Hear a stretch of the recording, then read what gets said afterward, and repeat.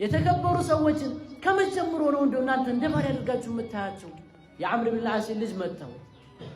ቆይት ብለው መራሁን ሌላ ትእዛዝ አመጡበት ለቂብቱ አባቱን ደግሞ ገለጥ አድርገህ መላጣውን መተዋል ለምን አላችሁ አባትየው እኮ ምንም አላጠፋም የመታኝ ልጁ አባትየው እንዴት ብዬ መታለሁ አላችሁ ልጁ እኮ የበደለ ልጁ የመታህ እኮ የአባቱን ስልጣን ተጠቅሞ ነው ወይም ደግሞ የአባቱን ስልጣን ተገና አድርጎ ነው አሉ ያ ሱብሃንአላህ ዑመርም አስከትለው አሉት ያ ዓምር ብን አልዓስ የተከበሩ ሰዎችን ከመጀመሩ ነው እንደው እናንተ እንደባሪ አድርጋችሁ የምታያቸው እምነታችሁን አይከተሉ እምነታችሁ ላይ ጫና እስካላመጡ ድረስ እምነታችሁ ላይ ትንኮሳ እስካላደረጉ ድረስ እንዴት የሰው ልጅ የበታች አድርጋችሁ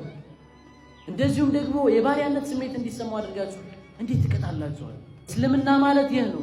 እስልምና ማለት ዓድል የበዛበት ዓድል ያለበት ፍትሃዊነት የሰፈነበት እምነት